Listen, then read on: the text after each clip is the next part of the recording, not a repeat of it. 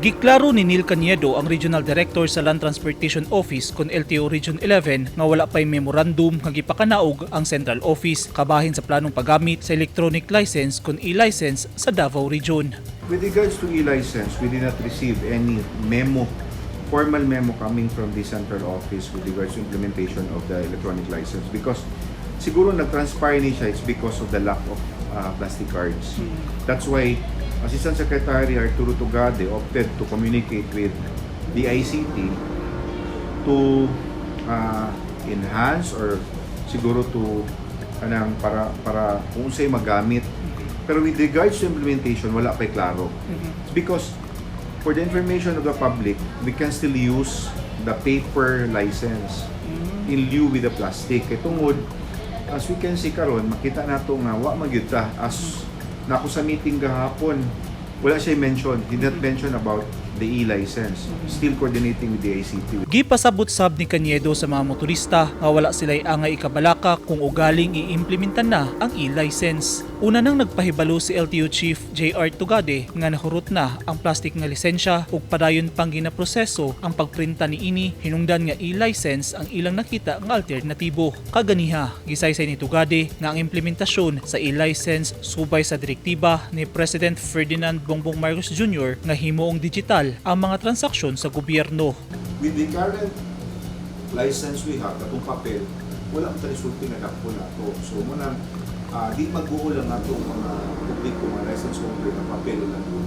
It's because personally, sa ako ang sala gid pud na mo, sa side na mo sa government, sa LTO nga, nadugay ni procurement. Because ang timeline na gihatag sa mo sa DOTR is August.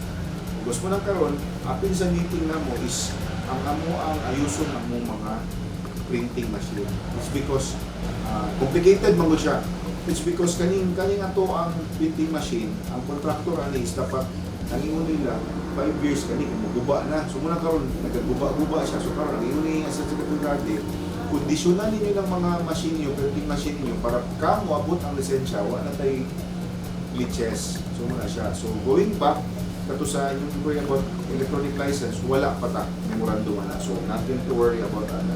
Makatabang usab ang e-license aron maundang ang pagpakatag sa mga peking lisensya ug ang Pilipinas mao ang pinakaunang nasod sa Asia nga mogamit og papel nga lisensya. Ang e-license isumpa na siya sa ETOP, diba, sa atong electronic temporary operator's permit. So most likely okay siya, pabor siya katungod na e-license mo, pero imagine we are the first country to implement ani kung e-license, wala tay physical. So first world countries kani nga physical license kani ang ginapakita. How much more kita pa nga yung third world country. So gipangitaan lang paagi para is ma-address.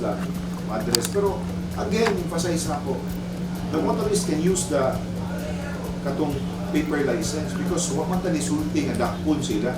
Anyway, we can validate it kung fake na or authentic na ilang lisensya. Matud kang Cañedo nga usa ka pribilehyo ang paghupot og lisensya ug nagpasabot kini sa usa ka obligasyon nga mao ang pagsunod sa tanang balaod sa trapiko na angayang sundon sa mga naghupot og lisensya ug labaw sa tanan ipaniguro nga dili kini paso o marinyo kini sa gitakdang panahon. Hangyo ni Cañedo sa mga motorista nga bisan pa man nga dunay extension sa renewal sa mga lisensya, dili na hulaton nga ma-expire pa ang gihuptan nga lisensya ug dili kinahanglan nga moduol sa mga fixers. Giawhag sa LTO 11 ang mga mukuha og lisensya ug sa mga license holders nga mosunod sa insaktong proseso ug sundon ang mga nakalatid sa balaod.